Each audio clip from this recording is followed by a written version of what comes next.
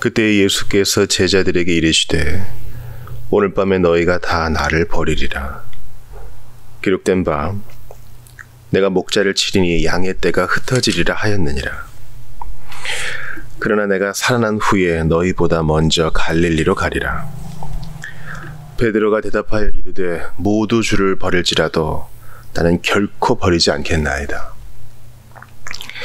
예수께서 이르시되 내가 진실로 내게 이르노니 오늘 밤 닭 울기 전에 내가 3번 나를 부인하리라. 베드로가 이르되 내가 주와 함께 죽을지언정 주를 부인하지 않겠나이다 하고 모든 제자도 그와 같이 말하니라. 아멘. 하나님의 말씀입니다. 하나님께 감사합니다.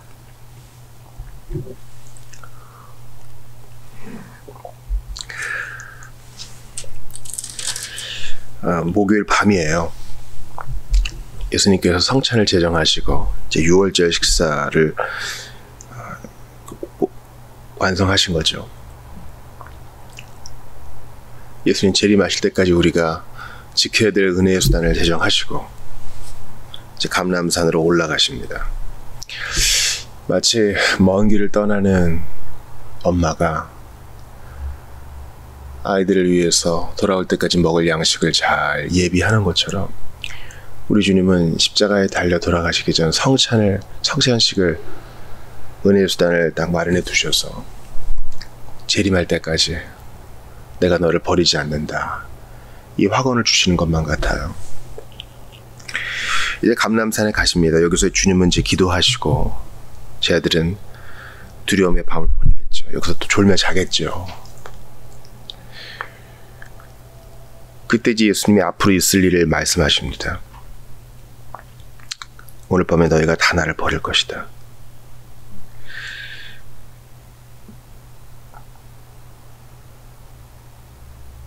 사실 주님은 이제 몇 시간 남지 않은 이 상황에서 대단히 담담하신 것 같아요. 가룟 유다가 자신을 배반할 것이다 라고 말씀하실 때도 그렇고 너희가 다 나를 버릴 것이다 이렇게 선언하실 때도 그래요. 이사야 53장 7절이 생각납니다. 그가 곤욕을 당하여 괴로울 때에도 그의 입을 열지 아니하였으며 마치 도수장으로 끌려가는 어린 양과 털 깎는 자 앞에서 잠잠한 양같이 그의 입을 열지 아니하였도다. 이런 주님의 기조, 예수님의 기조는 쭉 유지됩니다.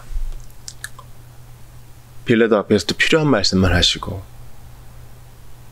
또 헤롯 왕과 대제사장 앞에서도 입을 열지 않으시죠.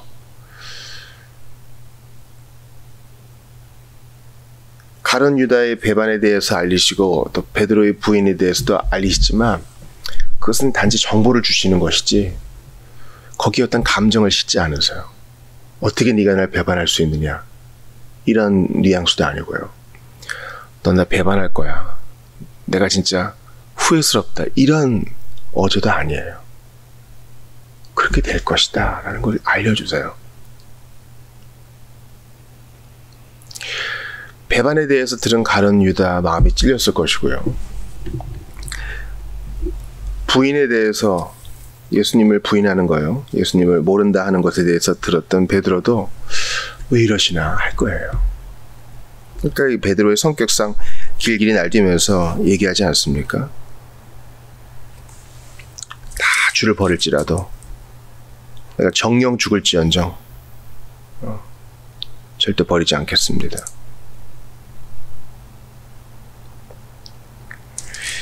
그런데 예수님께서 이 말씀을 하신 것은 단지 베드로를 시험하시기 위함이 아니라 또 제자들을 기분 나쁘게 하시기 위해서가 아니라 말씀을 응하게 하시려고 기록된 예언이 성취되게 하시려고 그렇게 하신 거예요. 마태가 얘기하잖아요. 기록된 바. 사실 가룟 유다의 부인도 다윗의 예언이 시편 예언이 성취된 거죠. 나와 함께 떡을 먹던 친구가 나를 팔았습니다. 마찬가지로 이러한 제자들의 부인 베드로의 부인은 스가랴 13장 7절을 성취한 것입니다. 만군의 여호와가 말하노라 카라 깨어서 내 목자 내 짝된 자를 치라 목자를 치면 양이 흩어지려니와 작은 자들 위에는 내가 내 손을 들이우리라. 참 은혜가 되는 말씀이죠. 목자 대신 예수님이 이제 고난을 당하시고 맞으세요. 그러면 목자가 맞으니까 양은 흩어지죠. 매 놀래가지고 도망가겠죠. 쟤들이 이와 같다는 거예요. 그 일이 지금 잡히실 때 일어난다는 사실입니다. 스가랴 13장을 보면은요, 목자를 치는 자가 누굽니까? 가라, 깨어서, 이렇게 명령하는 만군의 여호와죠. 그러니까 예수님을 도대체 누가 죽였는가에 대해서 여러 가지 답이 있을 수 있겠죠. 우리가 신앙 고백하는 그대로 본디오 빌라도가 사형 선고를 내렸으니까 빌라도가 죽였다 이렇게 얘기할 수도 있어요. 또 가룟 유다가 팔았으니까 유다가 죽였다 이렇게 할 수도 있겠죠. 실제적으로 사형 집행을 한 자들, 망치를 들고 못을 들고 십자가에 못 박은 사람들은 로마 군병들이니까 로마 군인이 죽였다 이렇게 얘기할 수도 있겠어요. 그러나 결정적으로 이 모든 일을 사주한 자들은 대제사장과 서기관들, 종교 지도자들과 바리새인들이었기 때문에 유대인 기득권층이 예수를 죽였다 이렇게 얘기할 수도 있겠습니다. 여러 원인이 있죠. 그러나 궁극적 원인은 무엇입니까? 성부가 예수를 죽이신 거예요. 그러니까 아들을 살해한 살해범이다 이런 현대인의 인식은 옳지 않아요. 왜냐하면 왜 이렇게 하신 겁니까? 양들을 살리시려고. 대속과 대리의 죽음 까닭에 그렇게 하신 겁니다. 사람 살리시려고, 죄인 살리시려고 목자가 대신 고난당하신 거예요. 13장 7절, 스가랴 13장 7절 후반에 뭐라고 나와요? 양은 흩어지지만 작은 자들 위에는 내가 내 손을 들이우리라. 그러니까 지금 성부께서 화풀이 하시는 게 아니에요. 살리시려고 이런 겁니다. 예수님도 자신이 살 걸 또 아셔요. 부활에 대해서도 예언하시죠. 오늘 보면 마태복음 26장 32절에 그러나 내가 살아난 후에 부활에 대해서도 말씀하십니다. 제자들이 못 알아들어도 계속 알려주셔요. 이게 우리 기조가 돼야 됩니다. 계속 알려주세요. 너희보다 먼저 갈릴리로 가리라. 예루살렘에서 죽임 당할 것이지만 내가 갈릴리에 가서 먼저 있을 테니 거기서 만나자. 갈릴리가 우리의 활동 본거지 아니었잖아. 거기서 만나자. 익숙했던 그곳, 함께 추억을 쌓았던 그곳, 함께 주의 이름으로 일을 했던 바로 그곳, 거기서 우리 만나자. 그래서 이 말씀을 부활하신 후에 다시 확언하시죠. 형제들에게 가서 전해라. 내가 먼저 갈릴리로 갈 것이라고. 제 아들 잊을까봐 두려움에 또 황망함에 놀람과 상실감에 약속까지 다 잊어버릴 수 있었던 제 아들 배려하심이에요. 너희가 나를 버리겠으나 나는 너희를 버리지 않겠다. 너희는 넘어질 것이지만 나는 너희를 보호하여 영원히 넘어지지 않게 하리라. 예수님은 이제 곧 잡히셔서 죽임 당하실 텐데, 매질을 당하시고 죽임 당하실 텐데 끝까지 제 아들을 생각하세요. 다 나를 부인하고 다 나를 버리겠지만 우리 갈릴리에서 다시 만나자. 사실 인간적으로는 마음이 쓰라리죠. 가장 가까운 사람들에게 배반을 당하고 가장 누군가의 도움이 필요할 때 모두가 다 손절해버렸는데 그들을 생각하시면 우리 구주의 자비를 떠오르게 합니다. 베드로는 확언을 합니다. 아주 공공연히 선포하죠. 다 모두 주를 버릴지라도 나는 결코 버리지 않겠습니다. 모두 실족할지라도 나는 결코 실족하지 않겠습니다. 나만은 괜찮습니다. 또 주님과 함께 죽을지언정 주님 부인하지 않겠습니다. 목사님, 이러한 서원과 헌신의 고백이 뭐가 나빠요? 공적 예배 때 합당한 서원하라 그러셨잖아요. 맞아요. 옳은 말씀입니다. 근데 지금 베드로는 자신감이 너무 넘쳐요. 그리스도인은 자신감 넘치지 말란 말인가요? 그런 뜻이 아닙니다. 자기를 신뢰하는 것이 지금 주제가 넘는 거예요.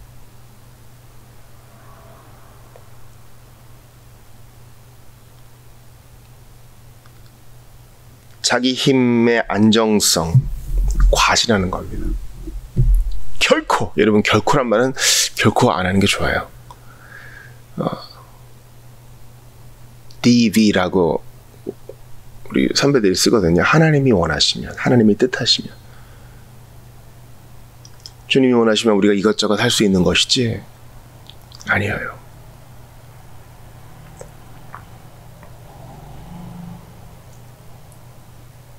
우리는 때로 우리 자신도 모르는, 내 자신을 모르는 소치를 보일 때가 있습니다. 그래서 주님은 하나님이 아닌 자기를 너무나 신뢰하는 자, 그래서 자기 연약함마저 까먹어버린 자를 잠시 잠깐 내버려 두사 낮추십니다. 고린도전서 10장 12절 들어보세요. 그런즉 선줄로 생각하는 자는 넘어질까 조심하라. 너희가 다 나를 버리리라. 네가 오늘 다 굴기 전에 나를 3번 부인하리라 할 때 베드로의 반응은 어때야 됐을까요? 주여 매우 슬픈 말씀을 하셨나이다.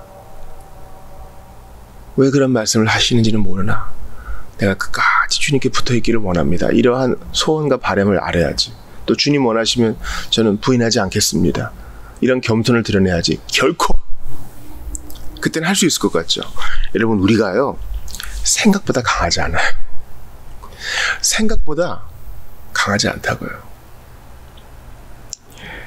에베소서 6장에 나온 전신갑주에 대한 얘기는요, 계속 갑옷을 입고 있어야 됨을 얘기해요. 갑옷 벗지 말아라.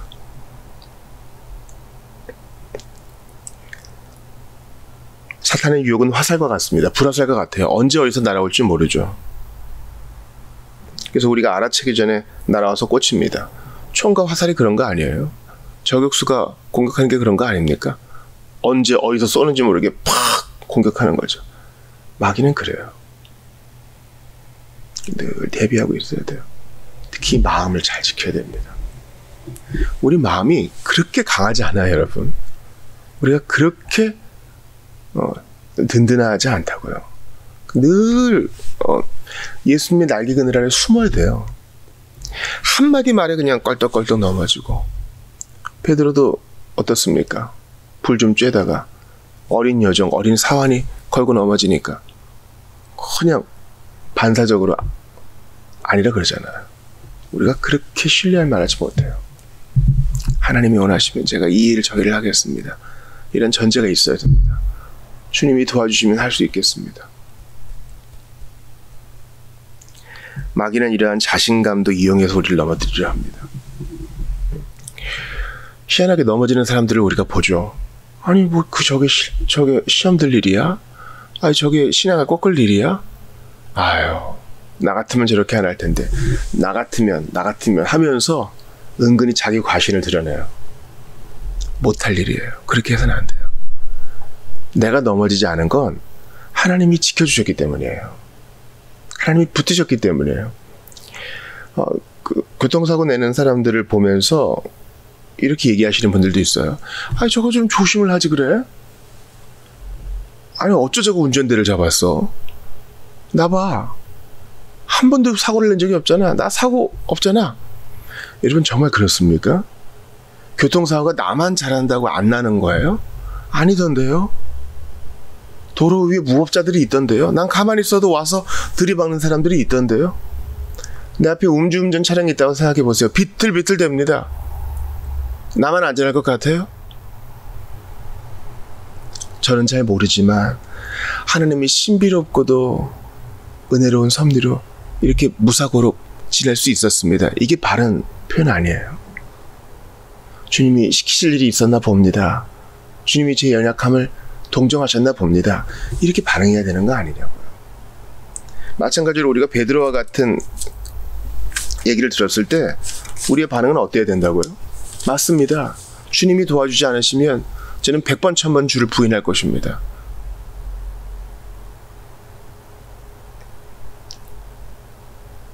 근데 참 놀라운 말씀이 35절 끝에 있어요. 베드로는 보통 이제 대표해서 얘기를 잘하잖아요. 절대 안 그럴 거예요. 그러니까 죽을지라도 주님 부인하지 않겠어요. 이제 예수님 죽으신다는 건 또 받아들이는 것 같아요. 근데 모든 제자도 그와 같이 말한다. 모든 제자도 정신이 없는 거예요. 우리가 참 이 서원도요 우르르 이렇게 군중심리를 할 때가 얼마나 많아요. 저도 하겠습니다. 저도요. 끌려가잖아요. 여러분, 대한민국은요, 숫자로 삶의 질이 평가되는 사회예요. 여러분 아시죠? 몇 평짜리 아파트, 그죠? 자동차가 몇 cc냐, 그죠? 나이가 몇이냐, 이런 거. 연봉이 얼마냐, 이런 거. 그래서 나도 모르게 우르르 그 가치관에 편입해요. 이거는 뭐 내가 대단히 마음이 약해서 그런 게 아니라 문화의 힘이 그래요. 시대의 조류의 힘이 그렇다고요. 근데 외국에서 살다 보면은 그런 것도 있죠. 왜냐면 대부분 다 느긋하고 검소하게 살아가면 그게 좀 좋은 줄 알고 따라갑니다. 이러한 서원과 결심도 마찬가지예요. 자기를 돌아보지도 않고 죽을지언정, 주님과 함께 죽을지언정 부인하지 않겠습니다. 그러니까 막 힘을 주어 얘기했겠죠. 그러니까 그 큰 목소리에 따라가는 거예요. 준비도 안 됐으면서. 그러니까 이런 군중 심리를 이용하는 사람들이 있어요. 그래서 막 서원하게 하고 작정하게 하고 작정 헌금 같은 거, 건축 헌금 같은 거 결단하게 하고 그러는데, 이 심리를 이용해서 종교적 일을 한다는 것은 아주 악독한 소치예요. 성령의 감동을 받아서 해야 되는 거를 인간적 스킬을 이용하는 거예요. 근데 뭐 베드로는 일부러 그런 건 아니었겠죠. 근데 다른 제자들이 문제가 있어요. 여기서는 이제 끌려다니는 사람이 문제가 있다고요. 내가 정말 그럴 만한 사람인가 돌아보지 않고 하는 거예요. 왜냐면 그 분위기상 안 하면 내가 나쁜 사람 될 것 같거든. 그러니까 여러분, 신앙인은요, 이런 일이 정직할 수 있어야 돼요. 아니, 김 집사 다 헌신하겠다 그러는데 왜 자기는 안 해? 제가 너무 지금 휩쓸려 가는 것 같아서 조금 좀 생각해보고 하겠습니다. 이런 자세로 가셔야 돼요. 사람 그렇게 안 봤는데 믿음이 없구만, 이래도 괜찮아요. 지키지는 못할 거 호언장담 공수표를 발행하는 것보다 100배 1000배 나은 거예요. 우리는 하나님 앞에 잠잠할 필요가 있어요. 여러분, 주님 앞에 말을 많이 하는 거. 못 지키더라도 주님이 마음 받아주시겠지. 여러분, 그러지 마세요. 이 정신은 차갑게, 마음은 뜨겁게 할 필요가 있어요. 차든지 덥든지 하라 그랬잖아요. 무조건 더욱 덥기만 하라고 한 게 아니에요. 주님이 차갑기만 하라는 거 아니에요. 이성은 냉철하게. 우리 예수님이 지금 감정적이지 않잖아요. 마음은 동정 어린 연민으로. 이거 어려운 일이지만 평생 연습해야 될 일이에요.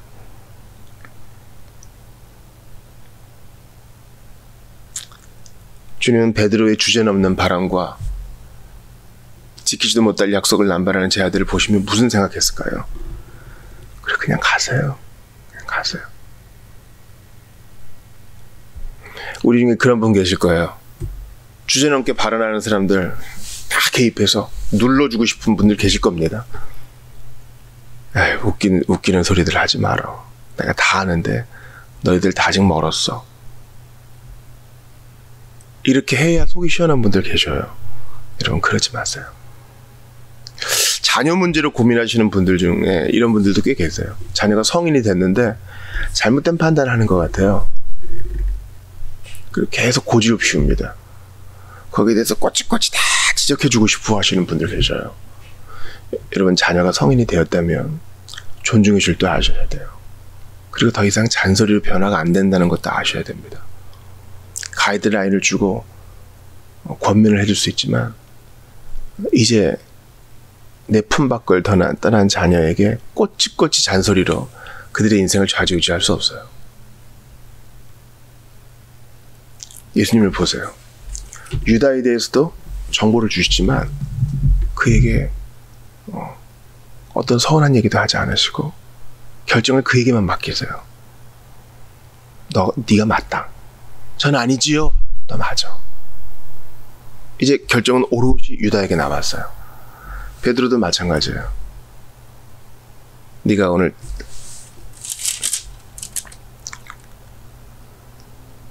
네가 오늘 3번 나를 부인할 것이다. 오늘 밤 다 걸기 전에 3번 나를 부인할 것이다. 안 그럴 거예요. 또 그럴 거야.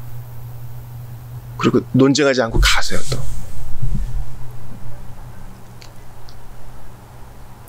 네가 지금 선택한 것은 나쁜 일이다. 그리고 자녀에게 또 우리가 권면하는 사람에게 결정권을 줘야 돼요. 왜냐하면 선택은 그의 몫이고 책임도 그의 몫이거든요. 예수님은 끝까지 사랑하시며 가세요. 여러분, 예수님이 품은 사람 중에 유다도 있고 베드로도 있고 호언장담한 제자들도 있음을 기억하셔야 돼요. 요한복음 보세요. 끝까지 사랑하시니라.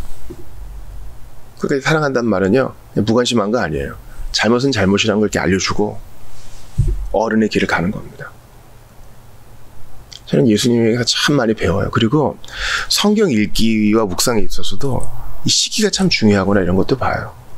아무리 좋은 주석을 봐도, 아무리 좋은 선생님의 강의를 들어도, 아무리 좋은 교육자의 강서를 들어도 다 이해의 때가 있는 것 같아요.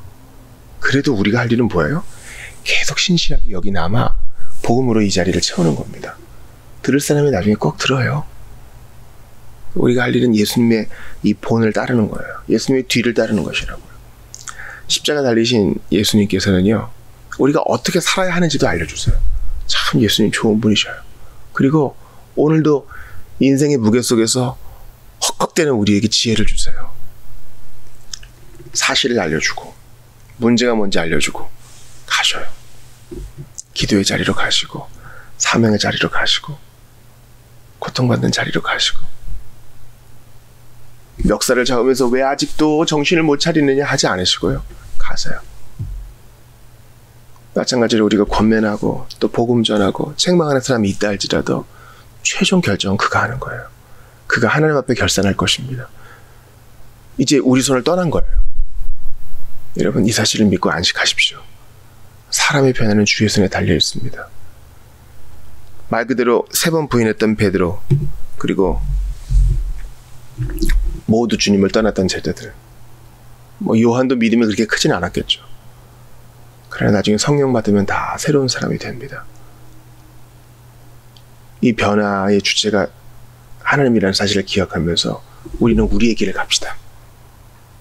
나만 잘하면 돼요. 내가 기도의 자리로 가면 되고 내가 인내의 사람이 되면 되는 거예요. 제자들은 그랬을지언정 나는 주님 앞에 분명한 헌신을 표현할 때 주님이 원하시면 제가 이렇게 하기를 원합니다. 끝까지 겸양의 자세를 갖는 게 중요해요. 예수님은 묵묵히 그 입을 벌리지 않고 입을 열지 아니하고 대속의 죽음의 자리에 가십니다. 우리도 오늘 살아갈 때 자신을 부인하고 예수님의 뒤를 따라갑시다. 예수님은 말쟁이가 아니셨어요. 몸으로 사랑을 보이셨습니다. 성품과 인내로 그 사랑을 보이셨습니다. 우리도 그 주님의 뒤를 따르기를 바랍니다. 나는 100번 1000번 주님을 부인할지 하지만 주께서 붙들어 주셨기에 여기까지 있을 수 있음을 기억하며 나 자신도 믿지 말고 내가 존경하는 누군가도 믿지 말고, 신뢰하지 말란 뜻이에요. 사랑하시되 신뢰하지는 마시고 오직 예수님만 사랑하시고 예수님만 신뢰하시고 예수님만 향유하시는 주님의 백성 되시길 주의 이름으로 축원합니다.